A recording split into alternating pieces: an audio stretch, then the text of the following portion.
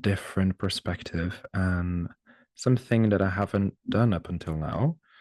So we are actually going to be looking at the journey through tarot cards and how it relates to relationships and how loneliness is created, festered, and ultimately we're going to be addressing some of the things and steps to recognize if you might be feeling that sense of isolation or loneliness within your own relationships, how that can be addressed, and ultimately how that can be hopefully mended and be helped with. Okay. So we are starting off with the lovers, which is that representation of love, unity. We have some other cards that correlate to, these experiences of a fulfilling, happy relationship, such as Two of Cups, which is a wonderful representation of, a unity of a couple.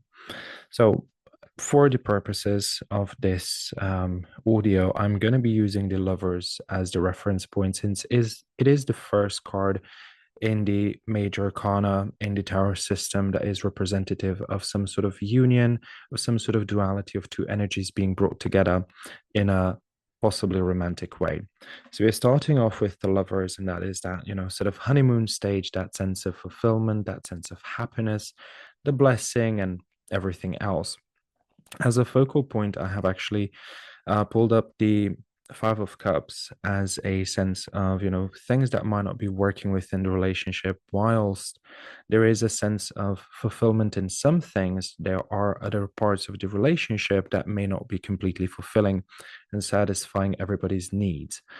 And I think this is a beautiful and a perfect representation, though there is, again, different positions and correlating to different relationships. But for the purposes of this audio, again, I'm using the Five of Cups, which is representing that aspect of having a fulfillment level that is not complete. So things missing out of the relationship. And this is where we start to step into that hermit aspect, that isolation, that separation from ourselves in certain aspects and in certain aspects from our partner. But these are different, again, different focal points to which we're going to be getting to in just a second. So, stepping into the hermit, we have this energy of isolation, we have this energy of solitude. The hermit in itself is not necessarily lonely. Oftentimes, this card is depicting a solitary journey that has been of a conscious choice. Sometimes that is imposed on us, and this is where we are working with today, that sort of sense of isolation being something that occurs to us. Again, every single thing that we experience, except a few circumstances, are not a conscious choice, basically, right? This is pretty much the reality of the world, that our mindsets, our thoughts, our feelings attract our reality, right? You have probably heard that a million different times. But what we are looking at today is the fact where you might find yourself feeling out of touch, out of sort of feeling of connection with your partner. And sometimes that can feel like something that has just been dropped on you or something that really comes out of the blue, but it is something that is created over time. So we are starting with the major arcana from the Hermit. This is the really the explanation for a lot of different versions of that isolation and different steps and different levels that you might be experiencing. So we're starting off with the Nine of Swords, as we are starting with that suit of, thought was the first thing, right? So we are working with fears, insecurities. We're working with thoughts that we may not be willing or really feel secure to divulge. Now, this sort of aspect is really bringing us to the question of, is it something is this something that is related to shame? Is this something that is related to any sort of complexes that is not good enough within ourselves, like that belief that we are not good enough? Is it something where we feel as though we should be something more, as though we should be embodying a better version of ourselves, but we aren't, and we are lesser for this? This is the beginning stage where oftentimes communication shuts off. So we don't have that exchange with our partners, and is even if something is voiced, it's probably done in a way where it's, this is probably not that important, but I'm just wanting to bring this up. But if you think it's crazy, it's whatever. And unfortunately, due to the societal impression on many of us, a lot of these things get shut down because it's like, oh, that is not important. That is not something that's big. That is not something that's of value. And in a lot of my personal work with clients, I see that aspect, those beginning stages of isolation and loneliness, starting with those, trying to express something that is not heard, that is not understood by the partner, and dismissed as something of lesser value and something that does not really hold any real presence within the relationship, or is just basically a um, figment of my imagination in a lot of cases, or deemed as. And in these stages, and if you found yourself recognizing these sort of aspects, this is where we still have a great opportunity to solve things through communication. Now, this is communication where we have conscious and very aware speaking and relaying information in a, I guess, considerate way, but also a very authentic way, being very open and vulnerable. That's another thing that's very important here, throughout this stage, having that sense that we need to be able to open ourselves up to the truth of what's happening. But then also on the receiving end, if this is something that's happening with our partner, having the ability to consciously hear and understand. Listening and hearing are two different things. We might be listening to somebody, but we might not be hearing them. And this is something of great importance, that you need to determine whether or not that is the case within your relationship. If you're dealing with a partner that is not necessarily hearing you, is listening to you but is not hearing you, that's a bigger problem. And that is a problem that needs to be solved by, coming together and figuring out why that is and what can be done about that. And ultimately, in a lot of cases, and in my personal experience, having that sense of vulnerability and being able to express something with a bit of depth, what your reasons are, where you're coming from, and ultimately just seeing how it is a realistic thing and not a figment of imagination, is oftentimes enough to be able to get through certain things. In rare cases and in rare occasions, will we have people that simply are not able to hear us, and or are unwilling to do so. With that, we step into the second stage, of isolation, which is a bit more hurt and resentment, and sort of starting to create a grudge.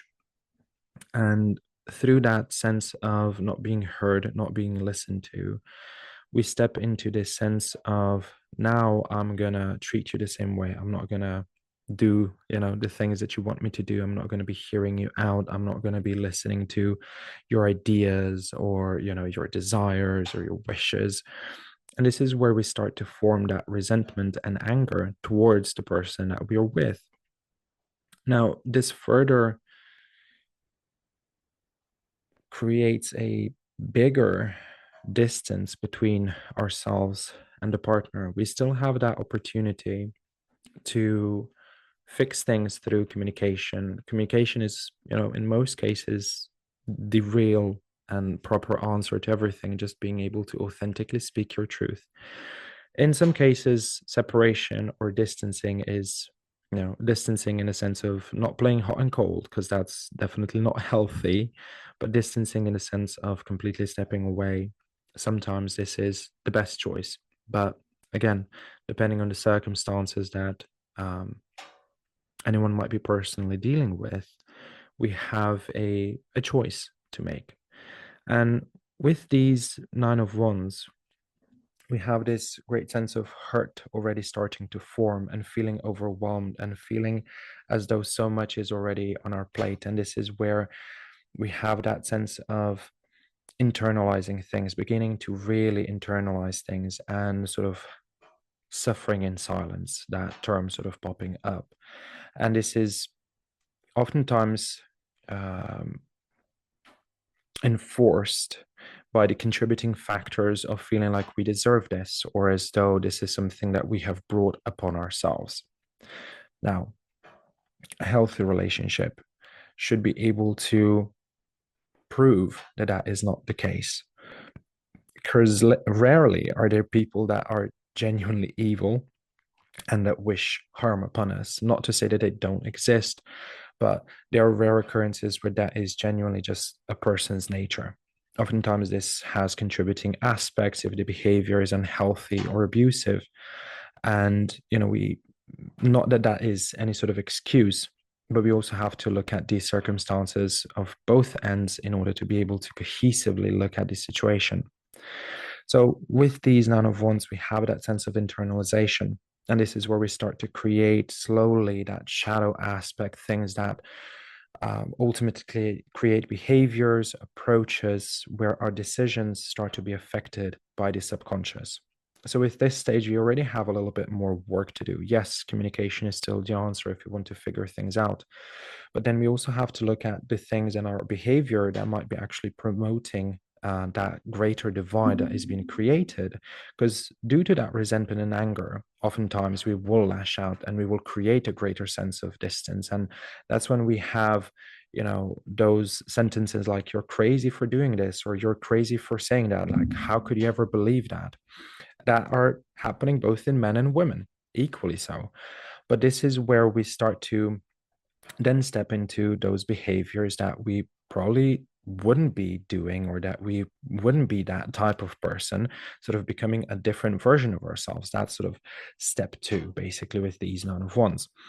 And through that sense of isolation, stepping into internalization, right? Step three, or in the next stage, we have sort of the fundamental change in emotions. We have the nine of cups. This is a wish card, and in general in tarot, it is a good card. But when we look at the sort of shadow aspects, we have that sense of internalization to a point where we no longer are willing to really explore any sort of solutions. It becomes almost cemented in the way of, if we want to fix anything, you have to do it. This is where we see more arguments. This is where we see more fights happening in relationships. This is where we see that aggression popping through more and more, because now it becomes more of a justification to, you need to solve my problems. You need to be the one that does the work to help me heal. Okay. Now, whilst I will agree that there is always, two sides to the story, whether this be a polyamorous relationship or a monogamous relationship. Let's say, for example, a monogamous relationship in this scenario, we have two parties and both parties bear responsibility for the given situation. So in these moments of, lashing out, which oftentimes happen, there is that justification almost subconsciously, that's, you need to solve my problem, you need to be the bigger person, help me fix this, oftentimes not even realizing what the actual issue is, because through the previous two stages, the sense of isolation, the loneliness, has been sort of becoming bit by bit more and more subconscious.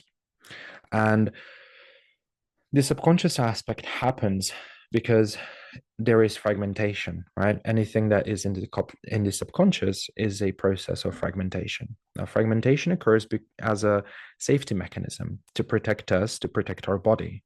So if we are feeling exposed, if we are feeling lonely, if we're feeling unprotected, our mind will immediately start to fragment those parts, those beliefs, those ideas, and hiding them in the subconscious as a way to protect us, to in the moment not feel as though we are lonely, as though we are separate from anyone, and that we are still safe and protected.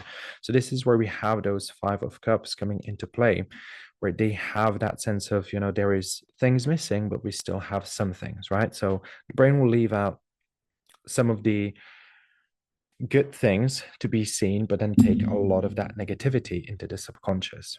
Okay, so in this stage, there needs to be more of a checking in with yourself and acknowledgement of, you know what, I'm feeling these things.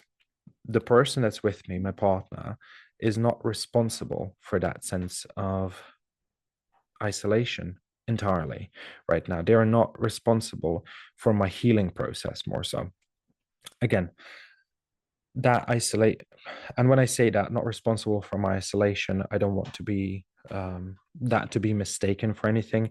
Is just really the aspect of they cannot be the one that are responsible for the healing, more so. Okay, so I don't want that part to be mistaken.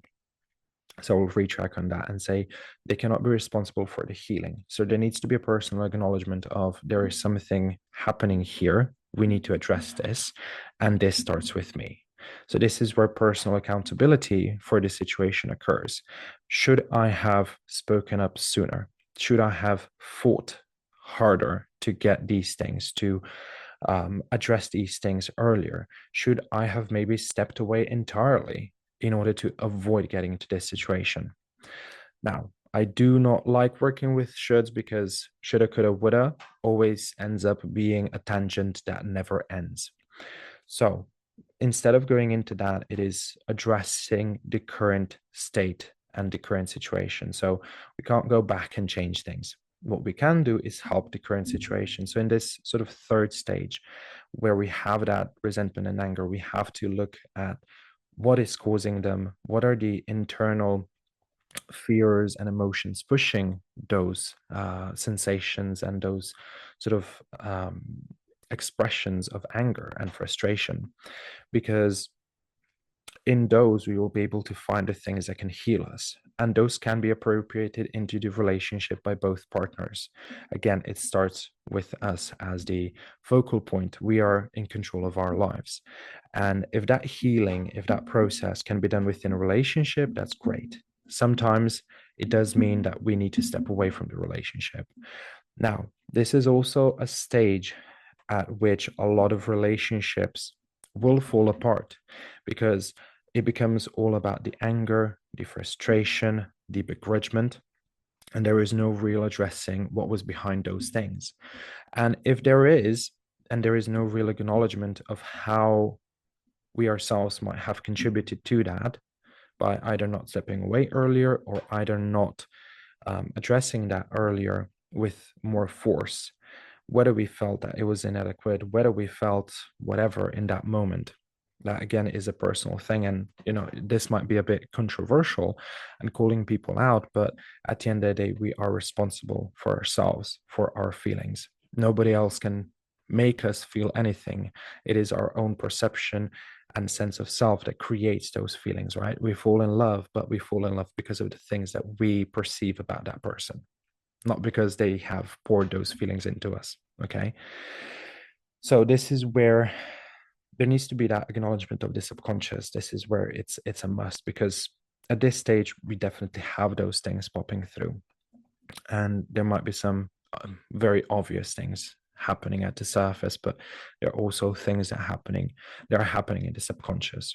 Okay, again, with the readings and experiences and clients that I have had throughout the years, this is often a pattern and often a situation where people will reach out to me asking for advice, asking for solutions, because they have come to that point where it is fights, it is a sense of consistent just arguments and not being able to get along and not being able to um, get to the same mind level and figure things out, or not even being able to communicate, because sometimes at this point communication has completely blown up and we really don't have that sense of being able to hear each other out. Okay, so this is the point where that sort of addressing things on your own needs to happen. So the final stage with that sense of isolation, and this is actually where it can go two different ways. Okay, so for some people, they will sort of live with that grudge and just accept it as something like that's who my partner is, that's what my relationship is like, and that's just it. And they will, survive and keep on living like that. And for some people, that is okay. For some people, that is okay. We have that path where, there might be situations and moments where it's like, I wish for that, but, I also accept that that's fine. And perfectly okay if that's okay with you, but you also need to be addressing and looking if that is actually something that you're okay with. Where further down the line, you're not going to be put in a position where you feel like it's not something that you can further support or live. So stepping further into this with the fourth stage and that sort of second path that is likely to occur, since we gain that sense of isolation to a point where we feel like we need to be self-sufficient. Now, self-sufficient not in a completely healthy way, because it becomes more about, the needs that I wish my partner would fulfill, now I have to fulfill myself, which, some of these needs should have probably been addressed from the very beginning by yourself. But in this stage, there is oftentimes an occurrence where some of these needs start to become more of calls and invitations for unhealthy occurrences within relationships. So this is where we have things that lead to complete dismissal of the partner. We have complete dissonance and almost disdain for our partners, and feeling completely detached from our partners to the point where it is not just the relationship communication in itself that's suffering. This could be affecting also intimacy, and could be affecting libido and stuff like that. Oftentimes in these positions, we have that sense of, now I need to almost one up you and I need to do better. And this is where we have that sense of infidelity that can also occur in this stage. Now, working with this stage where with the Nine of Pentacles, we have that sort of complete um, formation and almost cementing of those feelings. We have a larger path ahead of us, because this is talking about fundamental issues within the relationship. This is not necessarily just, oh, we can figure out this with a simple conversation and, maybe some steps and we're going to figure it out. This is where the relationship needs to be completely redressed and it needs to be completely unpacked in order for us to be able to understand where the root cause is, going all the way back to those Nine of Swords. So when we come to this stage, this is where, in my suggestion, if you're feeling that sense where you're feeling like, the relationship is still something that you wish you had in your life, but at the same time, there is that exhaustion of, I don't know if I want to fight for this anymore. I don't know if this is worth fighting for anymore. And I don't know whether or not the relationship is still something that can be salvaged, where we have those questions where we sort of see the big crash of the relationship. We have to address whether or not, first off, this is something that, if at all possible, would be able to be salvaged. So the first step to that is, answering those questions, and then really sitting down and figuring out with our partner whether or not they're willing to undertake that journey. Because if we don't have cooperation, if we don't have unity and support in that sense, where both partners are coming together, we can't really hope to solve those bigger issues. And this is where a lot of relationships suffer, because it's the one person trying to figure that part out, trying to solve that entire problem, where we have already experienced infidelity, where we have already experienced complete detachment and complete isolation, and almost a complete disconnection from the partner, to the point where it's, complete dismissal of one another's feelings, one another's actions, and everything else that, is combined in that. And coming to that point, we have to really have that sense of coming together if we wish to solve it again. And this is where I feel like a lot of people also find themselves in, where it's, I'm trying to fix a relationship, I'm trying to fix us. I'm trying to heal us, but it's just me doing that work. So I feel like in those situations, rarely is it not a lost cause because we cannot hope to heal both ourselves and both our partner by ourselves. And if you wish to do so, it is in a way a job that will never be done. It is a redundant, repetitive motion that simply ends up with you getting exhausted, falling down, and then repeating the process over and over and over and over again. Now, in itself, it is a fight that's worth fighting, especially if we have those long-term relationships, if we have meaningful connections. And a lot of times we have families in question as well, where that sense of unhealthy isolation or solitude is reflected upon children. And in some scenarios, as much as it is controversial, maybe it is healthier to have that separation. But if we wish to figure that out, we first of all need to have that cooperation with our partner, because otherwise, this is a problem that cannot be solved by a single person within a two-person relationship. Right? We cannot fix ourselves, we cannot fix them too. This is where we have to come together.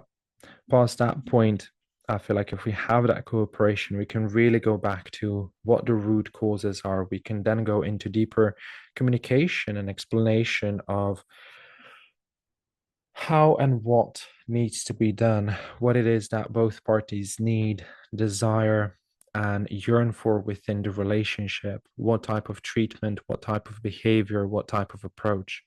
We also need to address our love languages. We need to address what it is that we desire out of the relationship. Are our goals and wishes for the future of the relationship still the same? And really figuring out, is there still an alignment, or have we completely separated to the point where even the future path, the desire for the future is no longer the same? Because this is another aspect where if we don't have that, it is very unlikely that the relationship will not end up in the same cycle. Okay. So from that point on, I feel like we are able to, even from that fourth stage of isolation and solitude, are able to salvage the relationship. But again, it has to be something where there is an acknowledgement of something not going right, and also an acknowledgement that both parties need to do that. And again, I mostly encounter people that are in stages 3 and 4, so that emotional isolation and sense of anger and frustration, or to the point where it's like, I don't even know if this is worth fighting for. Both are salvageable, both are fixable. But again, with that final sort of stage where you're almost ready to give up, if you're willing to fight that fight, there needs to be that sense of unity. There needs to be sense of we're coming together to fix this. And that path cannot be laid upon false promises and not showing up. So if there is a promise made, if there is an agreement made, there needs to be showing up that happens. And there is no excuses in there. There is no sense of I am doing this for, such and such and such reason, and I cannot be doing this today, and I cannot be addressing this today. And there is no excuse. If we're willing to fight, then we're doing that. Okay. So this is where I wish I think I will stop for today, but this is just a very general, I feel like, glance at isolation and solitude in different stages that I have personally experienced. And again, tying it to the cards, and hopefully to any readers out there or anybody that practices tarot, this will also help maybe give a little bit more meaning to the cards, but also to those that are dealing with isolation within relationships, besides the tarot aspect and the woo-woo aspect. Hopefully help you understand if you are dealing with something like this, and if your relationship is suffering from isolation and solitude.